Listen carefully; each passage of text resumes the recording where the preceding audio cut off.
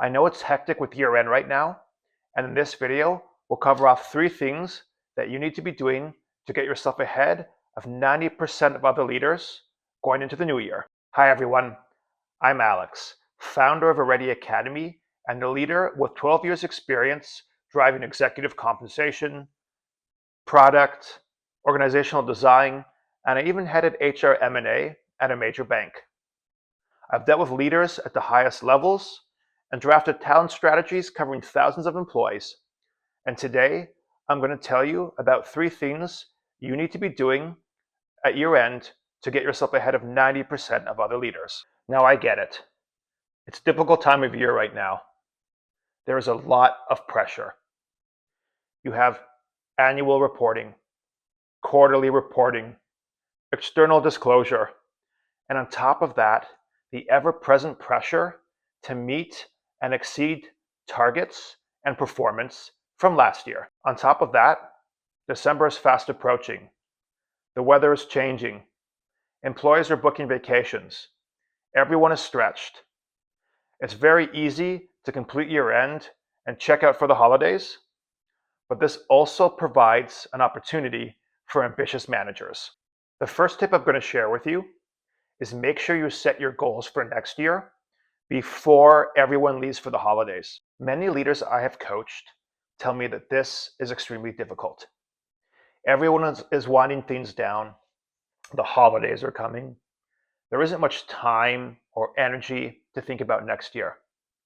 However, it's when others are tired and on the back foot that you have an opportunity to shine as a leader.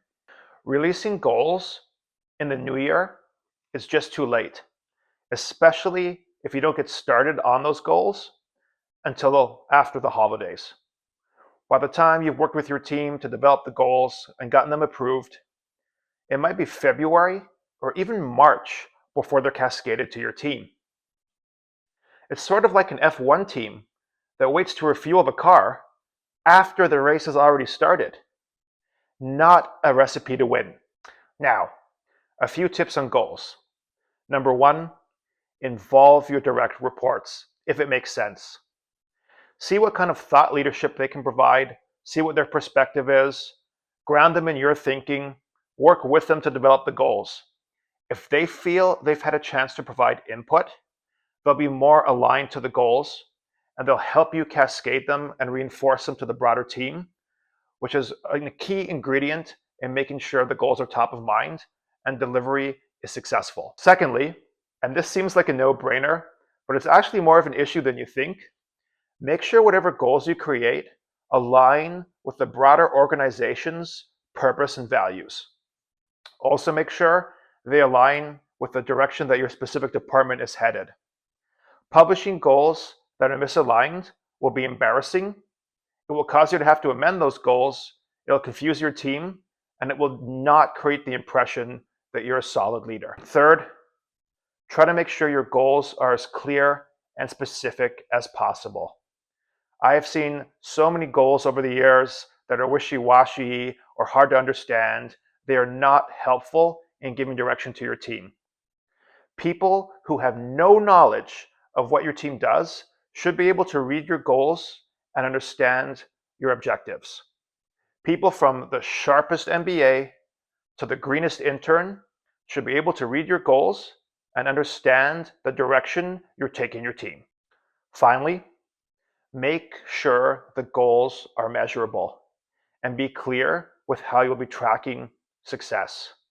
Commit to having a quarterly update with your team a few weeks after the end of each quarter, where you'll go over the goals and check against progress towards them. Also, make sure that you've cascaded all this information to your team before the holidays.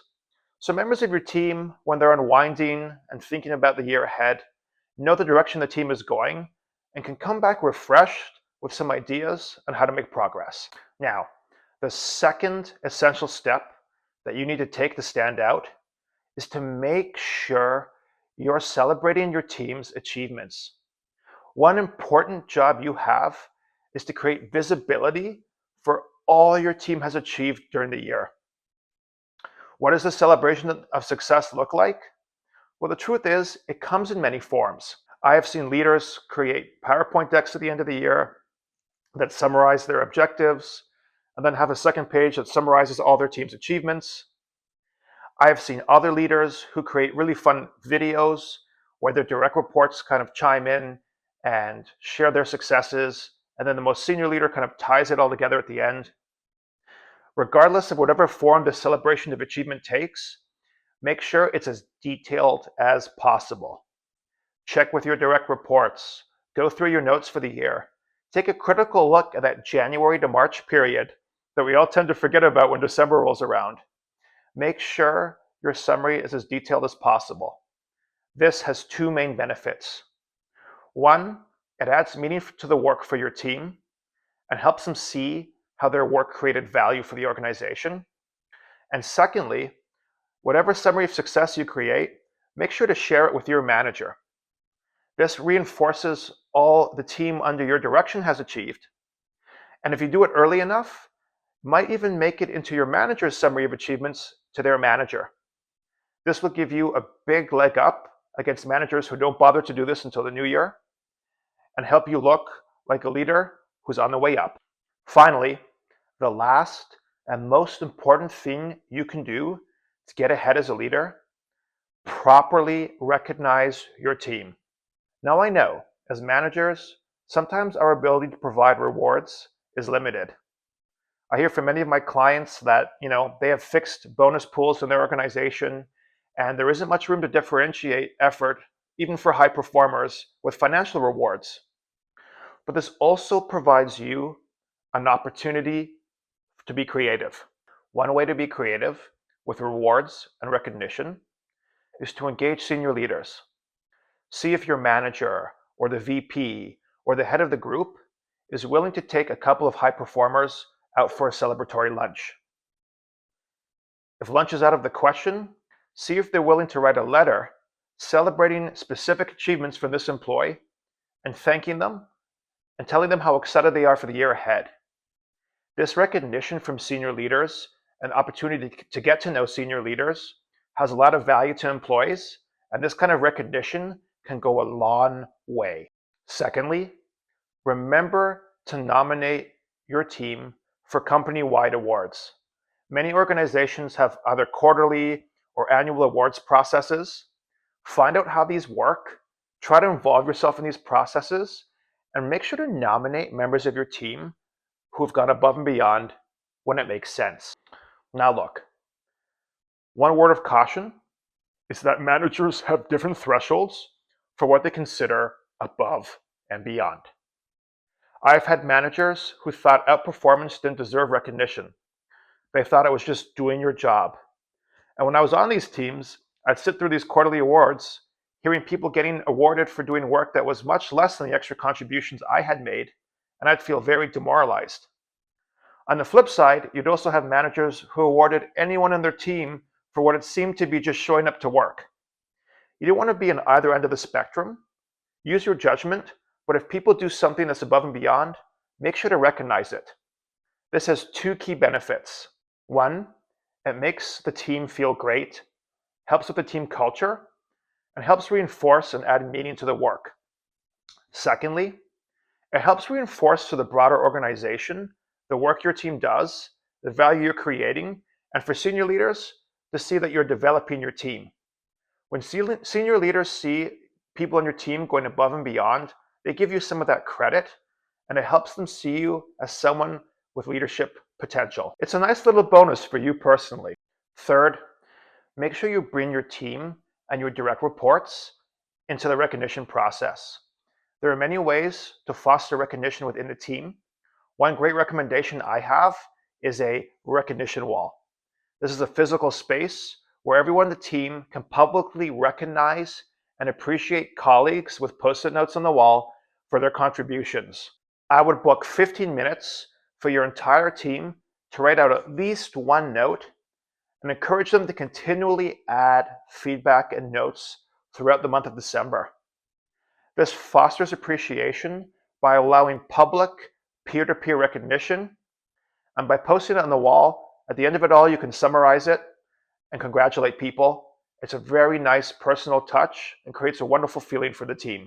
Finally, I know the suggestion is going to be old school and some of you are going to roll your eyes, but buy a stack of thank you cards and write thank you notes to your team.